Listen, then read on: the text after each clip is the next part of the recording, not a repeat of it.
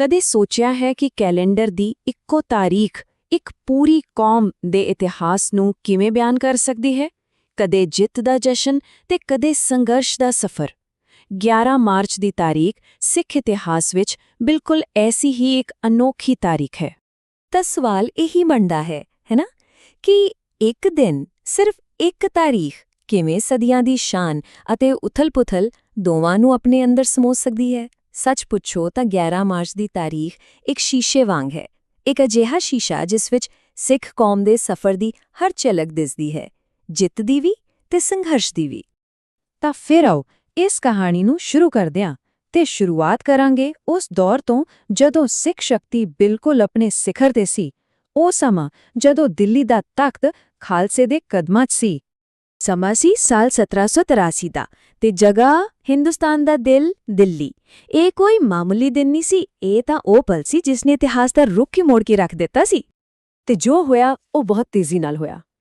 ਸਭ ਤੋਂ ਪਹਿਲਾਂ ਤਾਂ ਸਿੱਖ ਫੌਜਾਂ ਦਿੱਲੀ ਵਿੱਚ ਦਾਖਲ ਹੋਈਆਂ। ਪੂਰੇ ਸ਼ਹਿਰ 'ਚ ਇੱਕ ਤਰ੍ਹਾਂ ਨਾਲ ਹਲਚਲ ਮਚ ਗਈ। ਫਿਰ ਵਾਰੀ ਆਈ ਮੁਗਲ ਸਲਤਨਤ ਦੀ ਸ਼ਾਨ ਦੇ ਪ੍ਰਤੀਕ ਲਾਲ ਕਿਲੇ ਦੀ। ਉਸ ਤੇ ਕਬਜ਼ਾ ਕਰ ਲਿਆ ਗਿਆ ਤੇ ਉਸ ਤੋਂ ਬਾਅਦ ਉਸੇ ਲਾਲ ਕਿਲੇ ਦੀ ਫਸੀਲ ਤੇ ਜੂਮ ਲਿਆ ਖਾਲਸਾਈ ਨਿਸ਼ਾਨ ਸਾਹਿਬ। ਤੇ ਅਖੀਰ ਵਿੱਚ ਜੱਸਾ ਸਿੰਘ ਆਹਲੂਵਾਲੀਆ ਨੂੰ ਤਖ਼ਤ ਤੇ ਬਿਠਾਇਆ ਗਿਆ। ਇਹ ਸਿੱਖ ਰਾਜ ਦੀ ਸਥਾਪਨਾ ਦਾ ਇੱਕ ਖੁੱਲ੍ਹਾ ਐਲਾਨ ਸੀ। ਜੇ ਇਤਿਹਾਸ ਦੇ ਪੰਨਿਆਂ ਨੂੰ ਫਰੋਲੀਏ ਤਾਂ ਉਹ ਇਸ ਪਲ ਨੂੰ ਕੁਝ ਇਸ ਤਰ੍ਹਾਂ ਬਿਆਨ ਕਰਦੇ ਨੇ।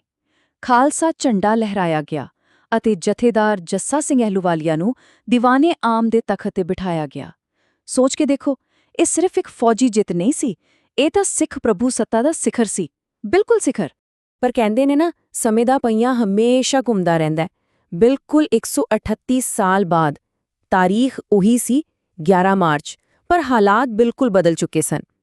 ਕੌਮ ਦੇ ਸਾਹਮਣੇ ਜੋ ਚੁਣੌਤੀਆਂ ਸਨ, ਉਹਨਾਂ ਦਾ ਰੂਪ ਹੁਣ ਪੂਰੀ ਤਰ੍ਹਾਂ ਨਾਲ ਵੱਖਰਾ ਸੀ। ਹੁਣ ਲੜਾਈ ਕਿਸੇ ਬਾਹਰੀ ਤਾਕਤ ਨਾਲ ਨਹੀਂ ਸੀ, ਨਹੀਂ, ਹੁਣ ਤਾਂ ਲੜਾਈ ਇੱਕ ਨਵੇਂ ਸਿਆਸੀ ਮਾਹੌਲ ਵਿੱਚ ਆਪਣੇ ਹੀ ਧਰਮ ਅਤੇ ਆਪਣੀ ਥਾਂ ਬਚਾਉਣ ਲਈ ਸੀ। ਇੱਕ ਅੰਦਰੂਨੀ ਸੰਘਰਸ਼ ਸੀ ਇਹ। ਤੇ ਦੇਖੋ, ਗੱਲ ਕਿੰਨੇ ਦਿਲਚਸਪ ਹੈ। 20ਵੀਂ ਸਦੀ ਵਿੱਚ ਇਸੇ 11 ਮਾਰਚ ਦੀ ਤਾਰੀਖ ਤੇ ਦੋ ਬਿਲਕੁਲ ਵੱਖ-ਵੱਖ ਤਰ੍ਹਾਂ ਦੇ ਸੰਘਰਸ਼ ਦੇਖਣ ਨੂੰ ਮਿਲਦੇ ਨੇ। 1921 ਵਿੱਚ ਤਾਂ ਸੰਘਰਸ਼ ਸੀ ਧਾਰਮਿਕ ਅਸਥਾਨਾਂ ਯਾਨੀ ਗੁਰਦੁਆਰਿਆਂ ਦੇ ਕੰਟਰੋਲ ਨੂੰ ਲੈ ਕੇ, ਤੇ ਫਿਰ 1966 ਵਿੱਚ ਇਹ ਟਕਰਾਅ ਬਣ ਗਿਆ ਸਿਆਸੀ ਪਹਿਚਾਣ ਅਤੇ ਸੁਰੱਖਿਆ ਦਾ। ਅੱਛਾ, 1921 ਵਾਲੀ ਗੱਲ ਨੂੰ ਸਮਝਣ ਲਈ ਥੋੜਾ ਜਿਹਾ ਪਿੱਛੇ ਚੱਲਦੇ ਹਾਂ ਤੇ ਸਮਝਦੇ ਹਾਂ ਗੁਰਦੁਆਰਾ ਸੁਧਾਰ ਲਹਿਰ ਨੂੰ। ਦੇਖੋ, 20ਵੀਂ ਸਦੀ ਦੇ ਸ਼ੁਰੂ ਵਿੱਚ ਨਾ ਇੱਕ ਬਹੁਤ ਵੱਡਾ ਅੰਦੋਲਨ ਚੱਲਿਆ ਸੀ। ਇਸ ਦਾ ਮਕਸਦ ਕੀ ਸੀ? ਮਕਸਦ ਸੀ ਗੁਰਦੁਆਰਿਆਂ ਨੂੰ ਭ੍ਰਿਸ਼ਟ ਮਹੰਤਾਂ ਅਤੇ ਪ੍ਰਬੰਧਕਾਂ ਦੇ ਕਬਜ਼ੇ ਤੋਂ ਆਜ਼ਾਦ ਕਰਵਾਉਣਾ। ਤੇ ਇਸੇ ਲਹਿਰ ਦੇ ਦੌਰਾਨ 11 ਮਾਰਚ 1921 ਨੂੰ ਇੱਕ ਵੱਡੀ ਘਟਨਾ ਵਾਪਰੀ। ਪੁਲਿਸ ਨੇ ਗੁਰਦੁਆਰਾ ਨਨਕਾਣਾ ਸਾਹਿਬ ਨੂੰ ਘੇਰਾ ਪਾ ਲਿਆ ਤੇ ਸਰਦਾਰ ਕਰਤਾਰ ਸਿੰਘ ਚੱਬਰ ਤੇ ਉਹਨਾਂ ਦੇ ਸਾਥੀਆਂ ਨੂੰ ਗ੍ਰਿਫਤਾਰ ਕਰ ਲਿਆ ਗਿਆ। ਇਹ ਘਟਨਾ ਉਸ ਵੇਲੇ ਦੀ ਸਰਕਾਰ ਦੇ ਖਿਲਾਫ ਧਾਰਮਿਕ ਆਜ਼ਾਦੀ ਦੇ ਸੰਘਰਸ਼ ਦਾ ਇੱਕ ਵੱਡਾ ਪ੍ਰਤੀਕ ਬਣ ਗਈ। ਹੁਣ ਥੋੜਾ ਹੋਰ ਅੱਗੇ ਚੱਲਦੇ ਹਾਂ। ਠੀਕ 45 ਸਾਲ ਬਾਅਦ ਤਾਰੀਖ ਫੇਰ ਉਹੀ 11 ਮਾਰਚ, ਪਰ ਸਾਲ 1966। ਸੰਘਰਸ਼ ਨੇ ਇੱਕ ਵਾਰ ਫਿਰ ਤੋਂ ਆਪਣਾ ਰੂਪ ਬਦਲ ਲਿਆ ਸੀ। ਇਸ ਦਿਨ ਪੰਜਾਬੀ ਸੂਬੇ ਦੀ ਮੰਗ ਦੇ ਵਿਰੋਧ ਵਿੱਚ ਕਈ ਥਾਵਾਂ ਤੇ ਪ੍ਰਦਰਸ਼ਨ ਹੋਏ ਤੇ ਇਨ੍ਹਾਂ ਪ੍ਰਦਰਸ਼ਨਾਂ ਦੌਰਾਨ ਅੰਮ੍ਰਿਤਸਰ, ਜਲੰਧਰ, ਲੁਧਿਆਣਾ ਵਰਗੇ ਵੱਡੇ ਸ਼ਹਿਰਾਂ ਵਿੱਚ ਸਿੱਖਾਂ ਦੀਆਂ ਦੁਕਾਨਾਂ ਤੇ ਜਾਇਦਾਦਾਂ ਨੂੰ ਨਿਸ਼ਾਨਾ ਬਣਾਇਆ ਗਿਆ। ਖੈਰ, ਹੁਣ ਆਪਾਂ ਪਹੁੰਚਦੇ ਹਾਂ ਇਸ ਕਹਾਣੀ ਦੀ ਸਭ ਤੋਂ ਤਾਜ਼ਾ ਕੜੀ ਤੇ। ਇਹ ਘਟਨਾ ਵੀ ਉਸੇ ਚੱਕਰ ਦਾ ਹਿੱਸਾ ਹੈ, ਪਹਿਲਾਂ ਟਕਰਾਅ ਤੇ ਫਿਰ ਉਸ ਦੇ ਹੱਲ ਦੀ ਕੋਸ਼ਿਸ਼।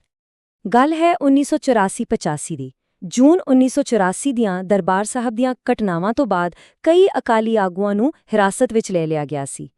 ਤੇ ਫਿਰ ਤਾਰੀਖ ਆਉਂਦੀ ਹੈ 11 ਮਾਰਚ 1985।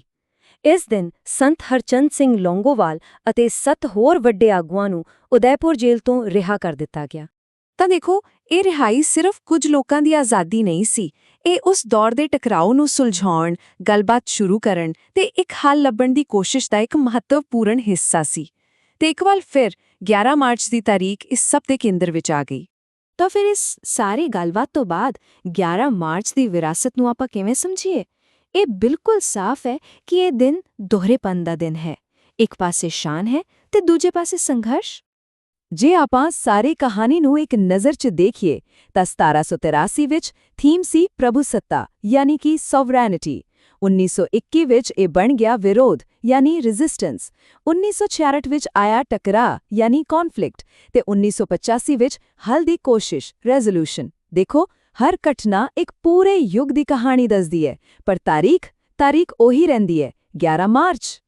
ਸੋਚੋ, ਇੱਕ ਸਾਮਰਾਜ ਦੇ ਤਖਤ ਤੇ ਬੈਠਣ ਤੋਂ ਲੈ ਕੇ ਆਪਣੇ ਹੀ ਹੱਕਾਂ ਲਈ ਸੰਘਰਸ਼ ਕਰਨ ਤੱਕ 11 ਮਾਰਚ ਇੱਕ ਅਜਿਹੀ ਲੰਬੀ ਕਹਾਣੀ ਸਾਡੇ ਸਾਹਮਣੇ ਰੱਖਦਾ ਹੈ ਜੋ ਸਮੇਂ ਦੇ ਨਾਲ-ਨਾਲ ਚੱਲਦੀ ਰਹਿੰਦੀ ਹੈ ਤੇ ਸ਼ਾਇਦ ਕਦੇ ਖਤਮ ਨਹੀਂ ਹੁੰਦੀ।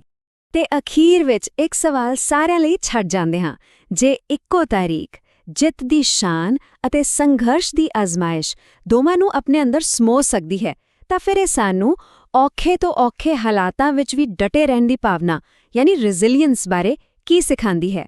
ਸੋਚਣ ਵਾਲੀ ਗੱਲ ਹੈ।